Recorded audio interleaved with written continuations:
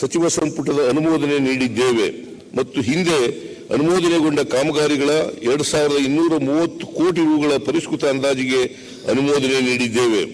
2188 ಕೋಟಿ ರುಗಳ ಕ್ರಿಯಾ ಯೋಜನೆಗೂ ಅನುಮೋದನೆ ನೀಡಲಾಗಿದೆ.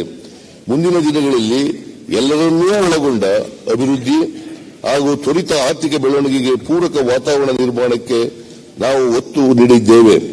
ಆರ್ಥಿಕ ಅಭಿವೃದ್ಧಿಗೆ ಪೂರಕ ಮೂಲಸೌಕರ್ಯಗಳಾದ ಎಕ್ಸ್ಪ್ರೆಸ್ ವೇ, ಅತ್ಯುತ್ತಮ ಗ್ರಾಮೀಣ ರಸ್ತೆಗಳು, ವಿಶ್ವದರ್ಜೆಯ ವಿಮಾನ ನಿಲ್ದಾಣಗಳು, ಕೈಗಾರಿಕಾ ಕಾರಿಡಾರ್ಗಳು ಮತ್ತು ನಗರ ಪ್ರದೇಶಗಳಲ್ಲಿ ಅತ್ಯುತ್ತಮ ಸಾರ್ವಜನಿಕ ಸಾರಿಗೆ ವ್ಯವಸ್ಥೆ ರೂಪಿಸಲು ಅಗತ್ಯ ಸಂಪನ್ಮೂಲ ಕ್ರೋಢೀಕರಿಸಲಾಗುವುದು. ವಿದ್ಯುತ್ ಉತ್ಪಾದನೆಯಲ್ಲಿ ಮತ್ತೆ ಮುಂಚೂಣಿಯ ರಾಜ್ಯವಾಗಿ ಹೊರಹೊಮ್ಮಲು ಇಂಧನ ಕ್ಷೇತ್ರದಲ್ಲಿ ಹೆಚ್ಚಿನ ಹೂಡಿಕೆ ಮಾಡಲಾಗುವುದು. ಬೆಂಗಳೂರು ನಗರವನ್ನು ವಿಶ್ವದರ್ಜೆಯ ಮೂಲಸೌಕರ್ಯ ಒದಗಿಸುವ ಮೂಲಕ ಜಾಗತಿಕ ಮಟ್ಟದ ನಗರವಾಗಿ ಅಭಿವೃದ್ಧಿಪಡಿಸಲಾಗುವುದು. ಐಟಿ ಮತ್ತು ಬಿಟಿ ವಲಯ, ಕೃತಕ ಬುದ್ಧಿಮತ್ತೆ, ರೊಬೋಟಿಕ್ಸ್, ಸೆಮಿಕಂಡಕ್ಟರ್, ಆಟೋಮೊಬೈಲ್ ಮತ್ತು ಇತರ ಪ್ರವರ್ಧಮಾನಕ್ಕೆ ಬರುತ್ತಿರುವ ವಲಯಗಳ ಜಾಗತಿಕ ಪ್ರತಿಭೆಗಳನ್ನು ಆಕರ್ಷಿಸಲು ಕ್ರಮ ಕೈಗೊಳ್ಳಲಾಗುವುದು. ಈ ವಿಷಯದಲ್ಲಿ ನಾವು ದೇಶಕ್ಕೆ ಮಾದರಿಯಾಗಿ ಕಾರ್ಯನಿರ್ವಹಿಸಲಿದ್ದೇವೆ. ಇದು ನಮ್ಮ ಕಾಯಕ.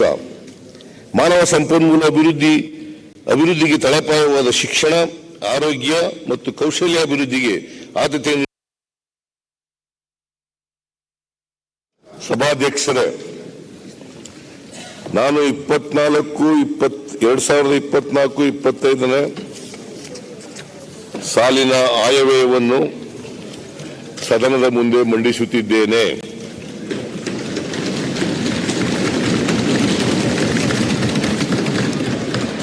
ಭಾರತ ದೇಶ ಗಣರಾಜ್ಯವಾಗಿ 75ನೇ ವರ್ಷಕ್ಕೆ ಕಾಲಿಟ್ಟಿದೆ. ಈ ಸುಸಂದ ಸಭಾಧ್ಯಕ್ಷರೇ,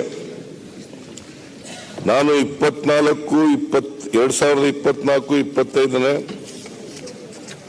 ಸಾಲಿನ ಆಯವ್ಯಯವನ್ನು ಸದನದ ಮುಂದೆ ಮಂಡಿಸುತ್ತಿದ್ದೇನೆ.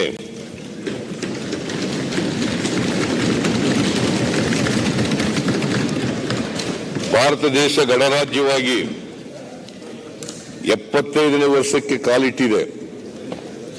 ಈ ಸುಸಂದ ಸಭಾಧ್ಯಕ್ಷರೇ, ನಾನು 2024-25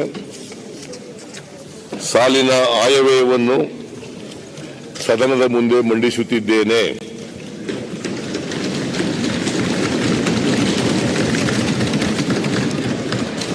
ಭಾರತ ದೇಶ ಗಣರಾಜ್ಯವಾಗಿ 75ನೇ ವರ್ಷಕ್ಕೆ 2024-25ರಲ್ಲಿ 52,000 ಕೋಟಿಗಳನ್ನು 5 ಗ್ಯಾರಂಟಿಗಳಾದ ಶಕ್ತಿ, ಗೃಹ ಜ್ಯೋತಿ, ಗೃಹಲಕ್ಷ್ಮಿ, ಯುವನಿಧಿ ಹಾಗೂ ಅನ್ನಭಾಗ್ಯ ಯೋಜನೆಗಳ ಮೂಲಕ ಕೋಟ್ಯಾಂತರ ಜನರ ಕೈಗೆ ಹಂಚಿಕೆ ಮಾಡಲಾಗುತ್ತಿದೆ. ಈ ಗ್ಯಾರಂಟಿ ಯೋಜನೆಗಳ ಮೂಲಕ ರಾಜ್ಯದ ಪ್ರತಿ ಕುಟುಂಬಕ್ಕೆ ವಾರ್ಷಿಕ 50,000ದಿಂದ 55,000 ರೂಗಳನ್ನು ಒದಗಿಸಲಾಗುತ್ತಿದೆ. ಗ್ಯಾರಂಟಿ ಯೋಜನೆಗಳ ಜಾರಿಗಾಗಿ ಇಡೀ ಜಗತ್ತು ನಮ್ಮತ್ತ ಮೆಚ್ಚುಗೆಯ ನೋಟ ಬೀರಿದೆ. ಸಮಯ ಕಳೆದಂತೆ ಇದರ ಆರ್ಥಿಕ ಮತ್ತು ಸಾಮಾಜಿಕ ಅನುಕೂಲಗಳು ಇನ್ನಷ್ಟು ಸ್ಪಷ್ಟವಾಗಿ ಗೋಚರಿಸಲಿವೆ. ಹಲವು ದೇಶಗಳು ಮತ್ತು ಅಂತಾರಾಷ್ಟ್ರೀಯ ಸಂಸ್ಥೆಗಳು ನಮ್ಮ ಕೆಲಸದ ಅಧ್ಯಯನ ನಡೆಸಿವೆ. ಆದರೆ ಗ್ಯಾರಂಟಿ ಯೋಜನೆಗಳ ಮೇಲಿನ ನನ್ನ ನಂಬಿಕೆ ದೃಢವಾಗಲು ಕೇವಲ ಈ ಅಧ್ಯಯನಗಳಷ್ಟೇ ಕಾರಣವಲ್ಲ. ಬಸ್ ಹತ್ತುವ ಮುನ್ನ ತಲೆಬಾಗಿ ನಮಸ್ಕರಿಸಿದ ಮಹಿಳೆಯ ಆರೋಗ್ಯ ಮತ್ತು ಕೌಶಲ್ಯಾಭಿವೃದ್ಧಿಗೆ ಆದ್ಯತೆ ಮಹಿಳೆಯರ ಪ್ರಾರ್ಥನೆ, ಯುವನಿಧಿಯಡಿ ನೆರವು ಪಡೆದ ನಿರುದ್ಯೋಗಿ ಯುವಕನ ಆನಂದ ಬಾಷ್ಪ ಇವು ಗ್ಯಾರಂಟಿ ಯೋಜನೆಗಳ ಮೇಲಿನ ನನ್ನ ನಂಬಿಕೆಯನ್ನು ಇನ್ನಷ್ಟೂ ಬಲಪಡಿಸಿವೆ. 2024-25ರಲ್ಲಿ 52,000 ಕೋಟಿಗಳನ್ನು 5 ಗ್ಯಾರಂಟಿಗಳಾದ ಶಕ್ತಿ, ಗೃಹ ಜ್ಯೋತಿ, ಗೃಹಲಕ್ಷ್ಮಿ, ಯುವನಿಧಿ ಹಾಗೂ ಅನ್ನಭಾಗ್ಯ ಯೋಜನೆಗಳ ಮೂಲಕ ಕೋಟ್ಯಾಂತರ ಜನರ ಕೈಗೆ ಹಂಚಿಕೆ ಮಾಡಲಾಗುತ್ತಿದೆ. ಈ ಗ್ಯಾರಂಟಿ ಯೋಜನೆಗಳ ಮೂಲಕ ರಾಜ್ಯದ ಪ್ರತಿ ಕುಟುಂಬಕ್ಕೆ ವಾರ್ಷಿಕ 50,000ದಿಂದ ವರ್ಷದ ಮೊದಲ 6 ತಿಂಗಳುಗಳಲ್ಲಿ ನಮ್ಮ ದೇಶಕ್ಕೆ ವಿದೇಶಿ ನೇರ ಹೂಡಿಕೆಯ ಕುಸಿತದ ನಡುವೆಯೂ ರಾಜ್ಯದಲ್ಲಿ ಸೆಪ್ಟೆಂಬರ್ 2023 ಅಂತ್ಯದವರೆಗೆ 2.8 ಶತಕೋಟಿ $ಅಮೆರಿಕನ್ ವಿದೇಶಿ ಹೂಡಿಕೆಯಾಗಿರುತ್ತದೆ. ಇದು ವಿದೇಶಿ ಬಂಡವಾಳದಾರರಿಗೆ ರಾಜ್ಯವು ಆಕರ್ಷಣೆ ಹೂಡಿಕೆ ಕೇಂದ್ರವಾಗಿರುವುದನ್ನು ಸಾಬೀತುಪಡಿಸುತ್ತದೆ. ರಾಜ್ಯದ ಆರ್ಥಿಕ ಸ್ಥಿತಿ. ಕರ್ನಾಟಕ ರಾಜ್ಯವು ದೇಶದಲ್ಲಿ ಅತಿ ಹೆಚ್ಚು ಜಿಎಸ್ಟಿ ತೆರಿಗೆ ಸಂಗ್ರಹಿಸುವ ಎರಡನೇ ರಾಜ್ಯವಾಗಿದ್ದು 2022 ರಾಜ್ಯದ ಆರ್ಥಿಕ ಸ್ಥಿತಿ.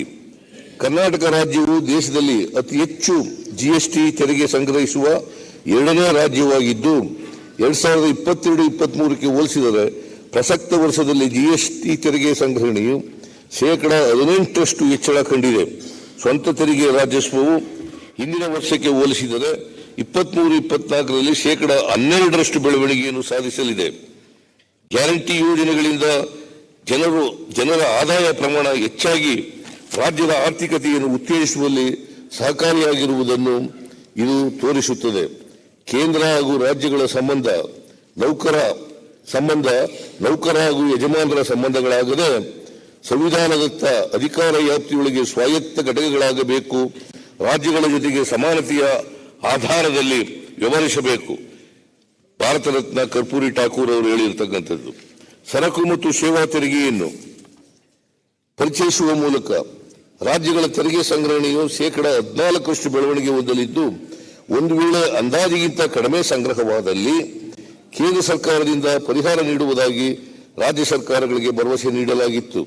14% ಬೆಳವಣಿಗೆ ದರದಂತೆ 2017ರಿಂದ 2023-24ರವರೆಗೆ ರಾಜ್ಯದಲ್ಲಿ ಒಟ್ಟು 4,92,296 ಕೋಟಿ ರೂಗಳ ಜಿಎಸ್ಟಿ ತೆರಿಗೆ ಸಂಗ್ರಹಣೆಯಾಗುತ್ತದೆ ಎಂದು ಅಂದಾಜಿಸಲಾಗಿತ್ತು. ಆದರೆ ವಾಸ್ತವಿಕವಾಗಿ ರಾಜ್ಯದಲ್ಲಿ 3,26,764 ಕೋಟಿ ರೂಗಳ ಜಿಎಸ್ಟಿ ತೆರಿಗೆ ಸ್ವೀಕೃತವಾಗಿದೆ.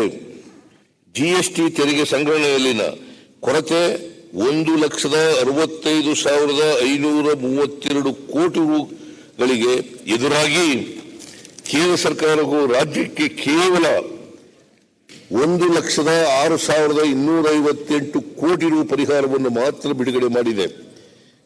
ಜಿಎಸ್ಟಿ ತೆರಿಗೆಯ ಈ ಅವೈಜ್ಞಾನಿಕ ಅನುಷ್ಠಾನದಿಂದ ರಾಜ್ಯಕ್ಕೆ ಕಳೆದ 7 ವರ್ಷಗಳ ಅವಧಿಯಲ್ಲಿ ಒಟ್ಟು 59,274 ಕೋಟಿ ರೂಗಳ ನಷ್ಟವಾಗಿರುತ್ತದೆ.